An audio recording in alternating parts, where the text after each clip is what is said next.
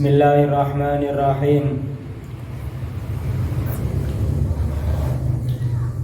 Wasabru amma harramallahu ta'ala, wa alama lan sabar ing atase perkara, wa alama lan sabar ing atase perkara ibtala kang nyuba sinten Allahu Gusti Allah taala bihi kelawan ma. Termasuk hal yang menjadi kewajiban diri kita pada diri sendiri, yaitu sabar dari segala sesuatu yang Allah Subhanahu wa ta'ala ini memberikan cobaan. Jadi cobaan terus dunia seisinya ini merupakan cobaan bagi kita semua. Wabeh sing dialami iki awak dhewe pada hakikatnya adalah cobaan yang diberikan oleh Allah kepada kita. Bukan berarti orang miskin, orang fakir, orang tidak punya uang itu yang dicoba, orang kaya itu tidak dicoba, bukan.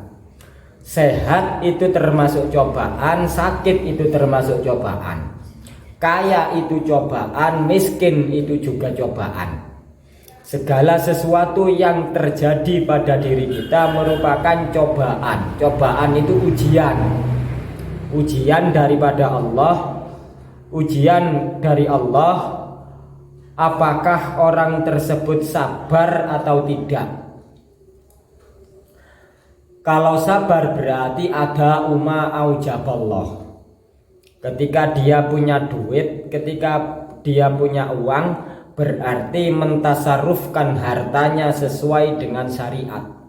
Mentasarufkan hartanya dengan sesuai apa yang dibutuhkan, yang tidak sampai melanggar ketentuan agama Allah.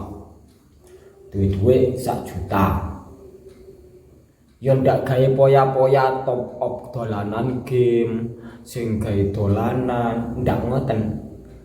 Ketika sampean punya uang ataupun tidak punya uang itu sama-sama cobaan. Mung cobaan sing abot iku adalah cobaan yang bersifat lebih. Lek wong dicoba miskin, orang dicoba tidak punya uang, itu mudah. Eling nang Gusti Allah, cidek nang Gusti Allah, ndonga nang Gusti Allah, ya Allah kula nyuwun sugih. Ya Allah kula nyuwun dipenuhi kebutuhan kula.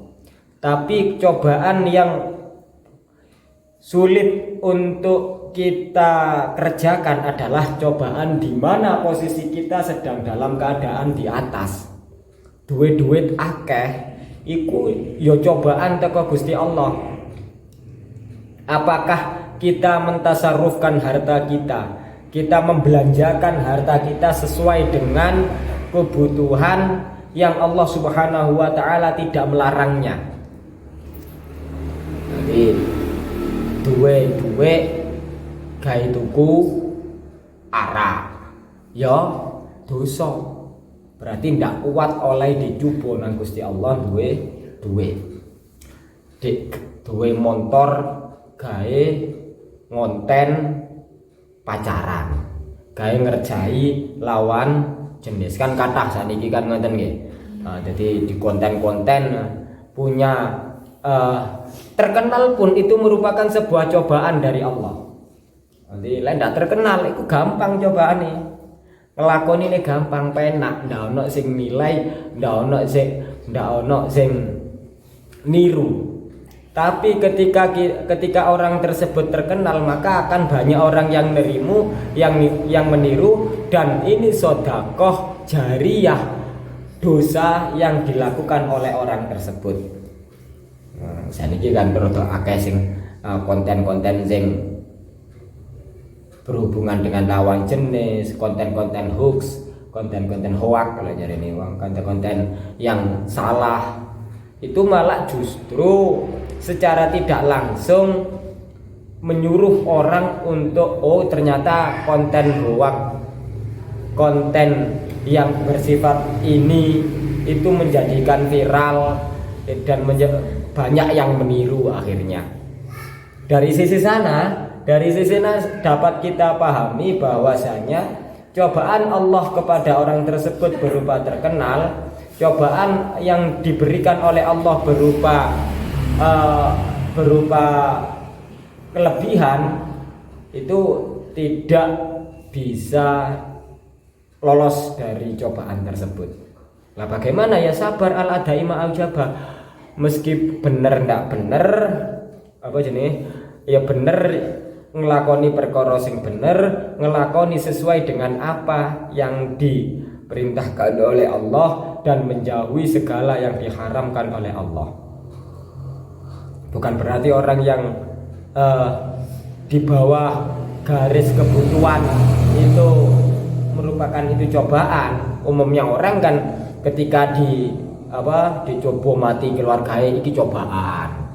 Orang sehat pun itu cobaan. Apakah mampu untuk melakukan ibadah kepada Allah atau tidak?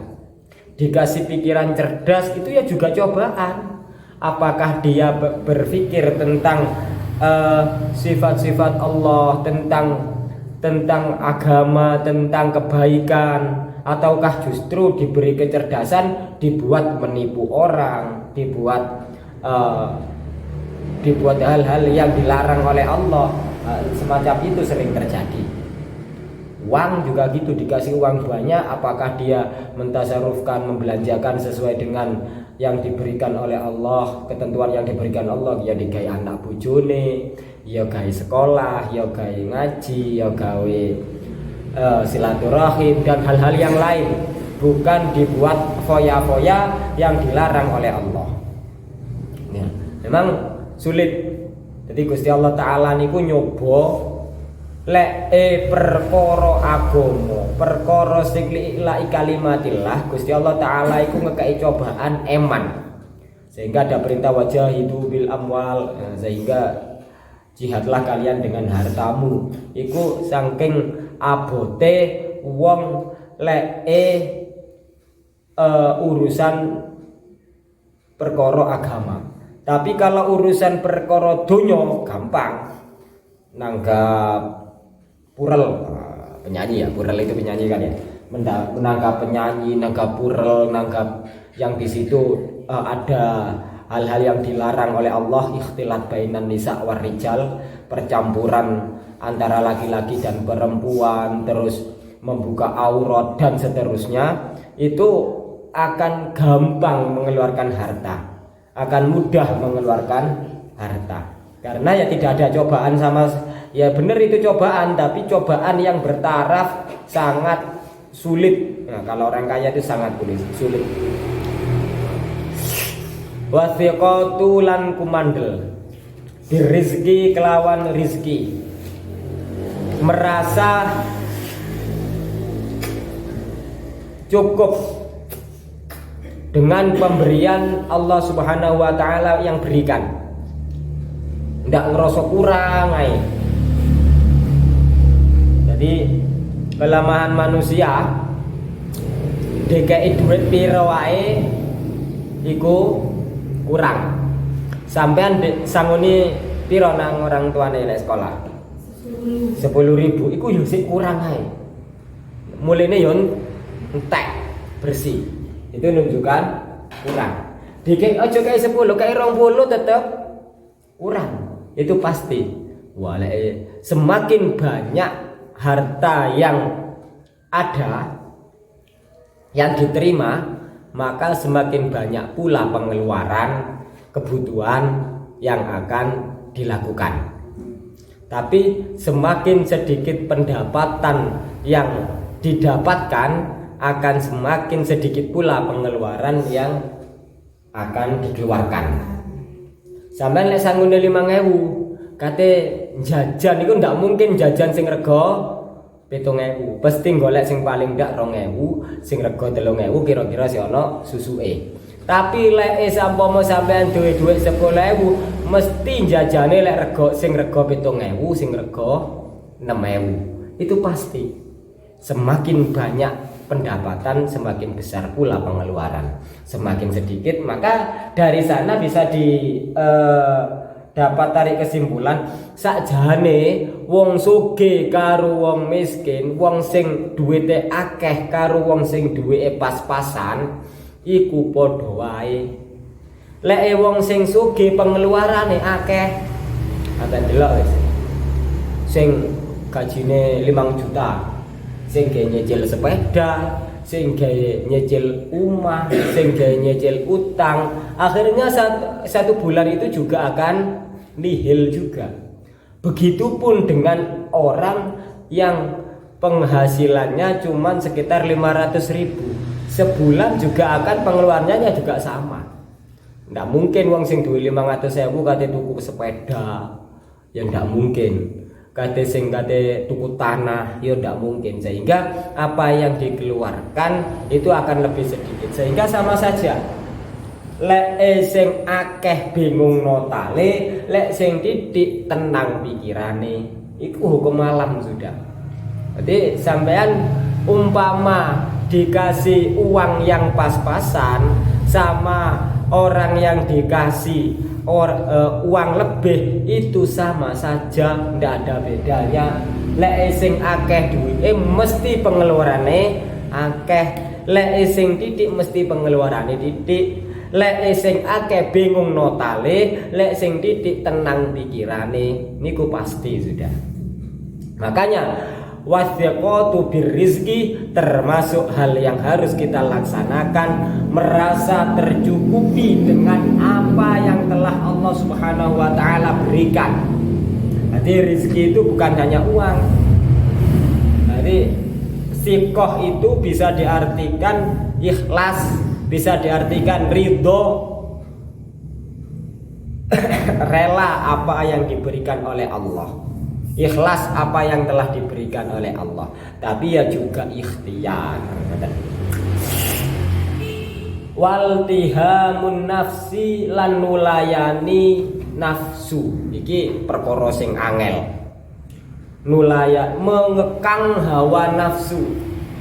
Nafsu iku perkara makhluke Gusti Allah Ta'ala sing asale pisah karo menungso. Dadi mbiyen niku makhluke Gusti Allah sing rupa nafsu sadurunge alam menungso niki diciptakno, alam semesta bumi langit niki diciptakno Gusti Allah Ta'ala iku nyiptakno surga kaliyan neraka. Pertama kali neraka niku diciptakno gawe ngobong nafsu. Jadi makhluk pertama kali yang masuk ke dalam api neraka itu adalah nafsu.